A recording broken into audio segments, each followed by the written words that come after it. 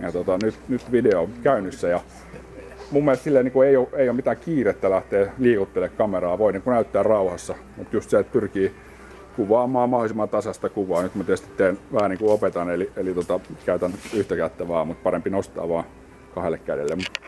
Käy läpi erilaisia asioita. Täältä jonkun verran tulee itsestä varjoa tänne auton kylkiin, kun tulee valoja tuolta ylhäältä, mutta mun mielestä se ei haittaa mitään. Suurin osa kuvasta on puhdasta. Ja näin pystyy sitten näyttää auton eri puolilta. Ja vähän sillä samalla lailla kun katsekin käy, asiakas kävelee auton ympäri, niin voi näyttää, varsinkin tietysti jos on joku sellainen kohta, joka haluaa painottaa joku vahvuus tai sitten vaihtoehtoisesti joku heikkous, eli johon joku naarmu, niin voi näyttää sen ja sehän lukee siellä ilmoituksessa, tässä nyt on tommonen noin ja se on otettu huomioon hinnassa. Ja sitten tässä tietysti peilaa ikkunat jonkun verran, eli mä näyn tuossa kuvassa, mutta mun mielestä sekään ei ole, se ei haittaa mitään. Totta kai ihminen ymmärtää, että siellä on kuvaaja paikalla, että pakko sen on vähän näkyykin jossain peilauksissa. Okei, nyt ollaan käyty auto läpi. On tasasta kuvaa ja sitten vaan autoon sisälle, eli ovi auki, vähän joutuu kättä vaihtelee. Ja täällähän tietysti semmoinen yleisnäkymä on varmaan se tärkeä ja istuin on hyvässä kunnossa. Ja kojalaudassa ei ole mitään ihmeellisyyksiä. Niin käy läpi.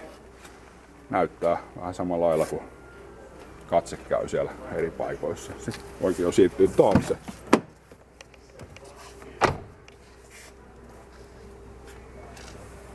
Näin, kaikki näyttää siistiltä.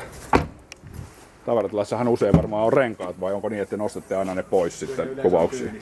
Niin just. No silloin se on niin. Ehdotti yksi meidän. Noin. Se on kunnossa. Ja sitten mä nyt itse tykkään siitä ihan sen takia, että tosiaan tuossa istuimissa saattaa olla jotain kulumia, niin ottaa niin kuin tältä puolelta vielä ohjaamoa ja pystyy ohjaamoakin näyttää ja mittaristoa ja muuta niin vähän paremmin täältä.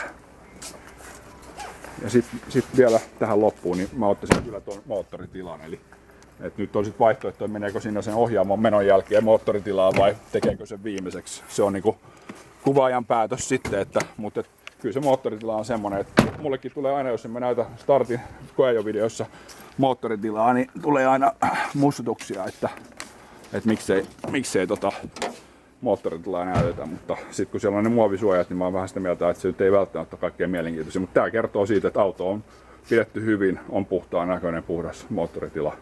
Kiva tulla. Varmaan kannattaa korostaa. Niin, no silloin, että jos on jotain sellaista, että haluaa niin näyttää, niin tuo sisällä, että on vaikka Alcantara-sisustus, hieno istuin, erikoisistuin tai sähkösäädöt, niin semmoista näyttää. Mutta just se, että käy kameralla siinä näyttää se, että tämmöinen on. Sitten se näkyy siellä ilmoitusteksteissä muuten, että